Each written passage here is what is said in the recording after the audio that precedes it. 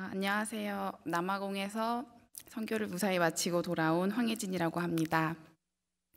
오늘 이 자리를 통해서 선교 전에 제가 어떠한 말씀과 기도 속에 있었고 또 하나님께서 저를 어떻게 만나 주셨는지 또 선교 전과 후에 제가 어떻게 달라졌는지 말씀드리고 싶습니다. 그러기 위해서는 제가 선교 전에 어떠한 모습이었고 또 무엇을 구하고 있었는지 말씀드려야 할 것 같아요. 선교를 가기 전에 저는 유럽에서 한 8개월 정도 거주하고 돌아와서 사진 사업을 작게 시작해서 바쁜 와중에 있었습니다. 그때 저를 만나는 사람들은 유럽에서 예쁜 사진도 많이 찍고 또 사진이라는 그런 귀한 은사가 있어서 이렇게 좋아하는 일을 하면서 살 수 있어서 참 너는 좋겠다라는 말을 많이 들었었어요. 근데 그럼에도 제 마음은 되게 많은 불평과 불만 속에 있었습니다. 아마도 처음 시작하는 사업이 저한테는 좀 힘들었던 것 같고 또 사진 일을 하면서 점점 너무 잘하고 싶은 마음에 욕심도 났었던 것 같아요.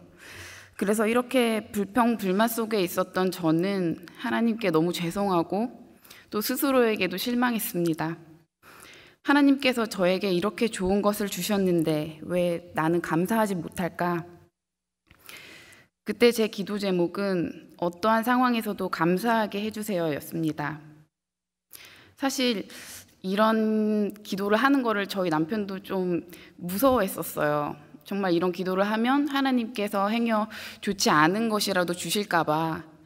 하지만 그때 제 마음이 그만큼 되게 답답했었던 것 같아요. 그러니까 저한테는 너무나 좋은 상황이고 기회였지만 지금 나에게는 어떤 것을 주셔도 내가 행복하지 않기 때문에 그냥 제가 구하는 것이 아니라 하나님께서 주시는 그런 기쁨을 맛보고 싶었어요. 선교를 오기 전에 말씀을 읽으면서 제 마음에 가장 들어왔던 건 사도행전에서 사울의 회심에 대한 구절이었습니다. 하나님께서 아나니아에게 사울을 찾아가 안수하고 눈을 뜨게 하라고 하십니다. 이 말씀을 들은 아나니아는 사울은 주의 성도들을 핍박하는 자라고 말씀드려요. 직접적으로 왜 이런 자를 위해서 일하라고 하시나요? 라고 묻지는 않았지만 그 답답함과 울분이 느껴지는 것 같았어요. 그때 주께서 이렇게 말씀하셨습니다. 가라.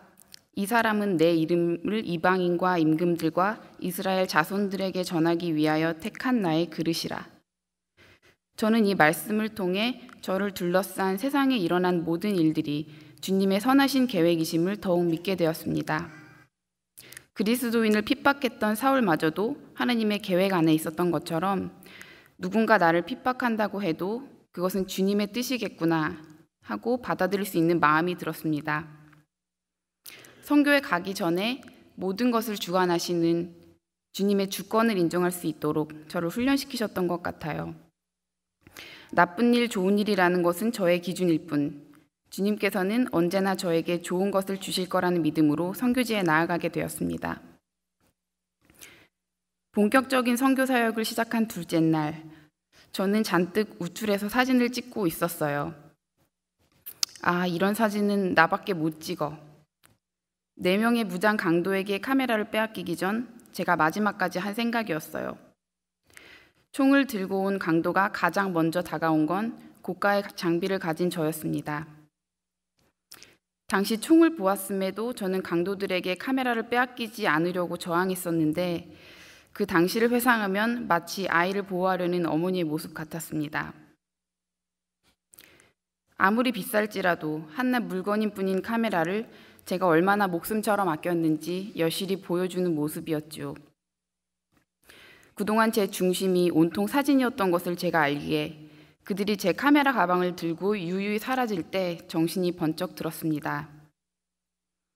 저의 눈에는 그 강도들이 그리스도를 핍박하던 사울의 모습처럼 보였어요. 그들을 통해 일하신 주님의 뜻은 분명했습니다. 사진으로, 동영상 촬영으로 중심이 흐려진 저희에게 이 사역지에서 주님을 위해 일하고 주님께서 보여주실 일에 더 귀 기울이시길 바라시는 것이었지요. 하지만 선교지에 돌아와 강도 사건 소식을 들은 사람들의 반응은 조금 달랐어요. 저희 선교팀에게 너무도 분명했던 하나님의 말씀보다는 일어난 상황에 더 관심을 갖는 것 같았습니다. 감히 제가 드리고 싶은 말씀은 더 큰 믿음으로 이 일을 도와주시길 바라는 것입니다. 이런 일이 일어난 것에 대해 남아공은 위험한 곳이군. 그럼 위험한 곳에 왜 갔어? 또는 교회는 저 자매의 손실에 대해 보상해줘야 해. 등의 모습으로 판단하지 말아주셨으면 한다는 것입니다. 하나님께서는 제 기도 제목을 들어주셨습니다. 어떠한 상황에서도 감사하게 해주세요. 카메라를 잃어버리고 다 말씀드릴 수 없는 여러 힘든 상황 가운데에서도 제 마음은 은혜와 감사 가운데 있었습니다. 그리고 제게 그것은 놀라운 체험이었습니다. 제 기도를 들어주시고 제 마음에 위로해 주시고 중심에 들어와 주신 주님을 함께 찬양하기 원합니다. 저는 돌아오자마자 수습해야 할 일들이 많았기 때문에 이것이 쉬운 일은 아니었어요. 저는 영주권을 잃어버리고 혼자 늦게 들어가서 밀린 사진 스케줄을 재조정해야 하겠고, 영주권을 재신청하고 잃어버린 저의 물건들, 카메라 가방부터 카메라 렌즈, 메모리, 이것들을 다시 다 하나하나 주문하는 과정에서 제가 어떻게 시험에 들지 않을 수 있었을까요? 저는 멘탈이 강한 사람이 아니고 영적인 싸움에서 단 한 번도 승리해 본 적이 없는 사람입니다. 하지만 한 달이 지났고 조금 더 제 상황을 객관적으로 보게 되었지만 여전히 제 마음은 은혜 가운데 있습니다. 하나님께서 제 마음을 강하게 붙들어 주시지 않았다면 가능하지 않았을 일이죠. 예전에 제가 믿는 하나님은 네가 나를 믿느냐? 내가 너에게 복을 주리라 해서 그쳤다면, 선교를 통해 내가 나를 믿느냐?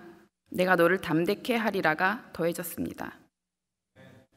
이번 선교는 저의 첫 선교였고 제가 기대하고 생각했던 것과는 많이 달랐지만 주님의 방법으로 저를 흔들어 깨워주신 시간이었기에 더욱 소중한 것 같습니다. 선교지에서 돌아와 기도합니다. 주님, 선교지에서뿐만 아니라 우리 삶 속에서도 이런 모습으로 주님 앞으로 나아갈 수 있기를 소망합니다. 선교를 통해 저희를 더욱 훈련해 주시고 만나 주셔서 감사합니다. 또한 한없이 작고 연약한 존재인 저를 강하게 하여 주시고 남아공이라는 그 큰 땅을 가슴속에 품고 기도할 수 있게 해주심에 감사드립니다. 승리하신 주님을 찬양합니다.